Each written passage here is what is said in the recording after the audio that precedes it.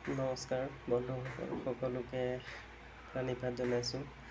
আহিলোঁ আজি আপোনালোকক বৰপেটা সত্ৰভাগ সম্পূৰ্ণকৈ দেখাম বুলি, আৰু আপোনালোকে ঘৰতে থাকি ধুনীয়াকৈ সত্ৰভাগ চাব পাৰিব আৰু ইয়াৰ আনন্দ উপভোগ কৰিব পাৰিব। মই গৈছিলোঁ বৰপেটা সত্ৰ, আৰু যেতিয়া গৈছিলোঁ তেতিয়াই মই ভিডিঅ' কিছুমান সাঁচি ৰাখিছিলোঁ আৰু সময় পোৱা নাছিলোঁ কাৰণে ভিডিঅ'সমূহ আপডেট কৰিব পৰা নাছিলোঁ। আৰু আজি ভিডিঅ'টি মই ধুনীয়াকৈ বনালোঁ আৰু বনাই আপোনালোকলৈ আগবঢ়ালোঁ।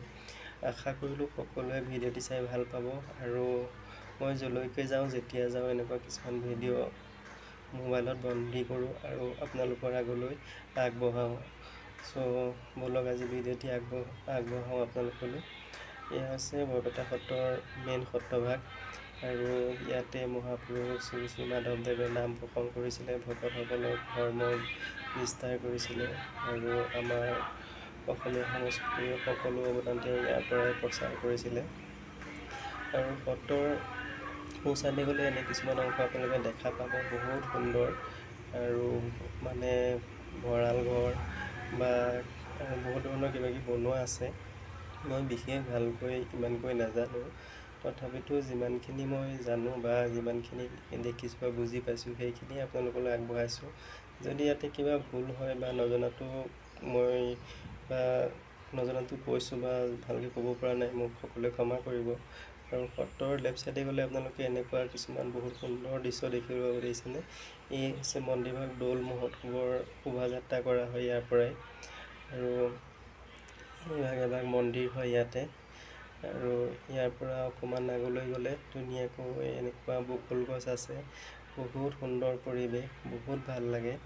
আপোনালোকে যাব, চাব, সকলোৱে ভাল লাগিব বহুত। আৰু ইয়াত সাধাৰণতে চাকি জ্বলাবলৈ দিয়া নহয়, সেইকাৰণে চাইনবোৰ্ড মৰা আছে। আৰু বৰপেটা সত্ৰৰ ভাগৰ বাহিৰৰ দৃশ্য অকণমান দেখাই দিলোঁ।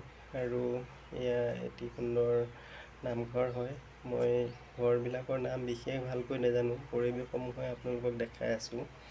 যদি ভাল লাগে সকলোৱে লাইক আৰু কমেণ্ট এটা কৰি দিব, তেতিয়াহে মোৰ অকণমান উৎসাহ পাম নতুন নতুন ভিডিঅ' বনাবলৈ। আৰু এয়া দেখিছেনে কিমান সুন্দৰকৈ ফুল গছবিলাক ৰোৱা আছে, আৰু কিমান সুন্দৰ পৰিৱেশ নহয়। যাবচোন কেতিয়াবা আপোনালোকে চাবলৈ, সুন্দৰকৈ আনন্দ উপভোগ কৰি আহিব আৰু মনটো বহুত ভাল লাগি আহিব। আৰু মই আহিছোঁ ইয়ালৈ 2-3 বাৰ, আগতে ধুতি নিপিন্ধাকৈ সত্ৰৰ ভিতৰত সোমাবলৈ দিয়ে, কিন্তু আজিকালি নিদিয়ে। সত্ৰৰ ভিতৰত অকণমান অংশ দেখাই দিলোঁ আপোনালোকক। যাওঁতে ভকত এজন লগ পালোঁ, ভকত এজনে অকণমান ৰৈ কথা পাতিলে, কথা পাতোঁতে দেখাই দিলোঁ। আৰু